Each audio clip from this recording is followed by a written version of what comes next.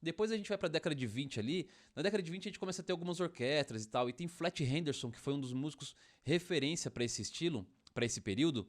E o Flat Henderson, ele já começou a fazer sua orquestra ali, ele é pianista, arranjador, não super arranjador. Muitos músicos tocaram com ele, e um desses músicos que tocaram com ele também foi Coleman Hawkes, né? Então passou ali pela orquestra dele. E o Coleman Hawkes é um saxofonista que é tido como o pai do saxofone, né? O que acontece? No fim da década de 20, o saxofone que substitui o clarinete começa a ter um papel diferente já, né? Tanto na parte do solar, como de acompanhar, fazer parte, né, desse grupo. Então o saxofone soa diferente do clarinete, né?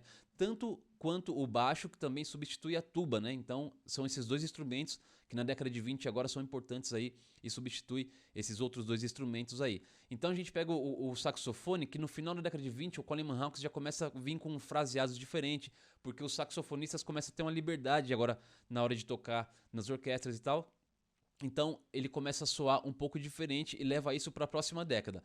Entrando na década de 30, a gente tem o próprio Coleman Hawkes, e uma gravação que ele fez foi muito importante para a história do jazz, foi do disco Binding Soul. E essa primeira faixa, intitulada com o nome dessa música, Binding Soul também, foi importante porque aí o Coleman Hawkes começa a trazer algumas coisas, né, como a parte do motivo melódico, o motivo rítmico. Então essa condução, né, do saxofone, ele começa a trazer agora para esse período e começa a mostrar essa liberdade que o saxofone tem agora e a forma de frasear diferente do que vinha acontecendo, né? Então para quem estuda saxofone, para quem vai estudar ou para quem gosta de ter o saxofone como referência até para estudar em outros instrumentos, Coleman Hawkes com certeza é uma ótima referência para conhecer também e saber o que estava acontecendo naquele período ali.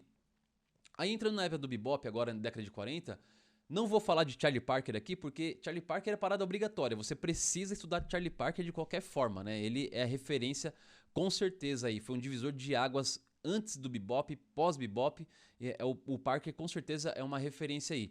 Então, Charlie Parker você precisa em algum momento sentar, estudar, analisar, ver o que ele fazia, ver a questão da fraseológica, rítmica, etc. Então, Parker é um ponto à parte aqui. Mas eu vou falar de três músicos que também foram dessa época, que foi Sonny Stitt, Buddy Powell e J.J. Johnson. Então, esses músicos, eles tocaram também nesse período, mas fizeram algumas coisas diferentes depois. E esse disco que eu trago como referência aqui, é um disco que está dividido em duas partes. Na primeira parte, a gente tem Sonny Stitt e Buddy Powell tocando juntos, e depois na segunda parte tem o Sonny Stitt e J.J. Johnson. E é muito interessante para a gente conhecer também o fraseado dos outros músicos, né? Porque no bebop o que é muito forte? O fraseado do Parker. Então outros músicos também têm a sua forma de frasear dentro do bebop. E o Sonny Stitt, o saxofonista, a gente... Para quem não conhece muito ainda, para quem está começando a conhecer, é muito fácil confundir a sua forma de tocar, né?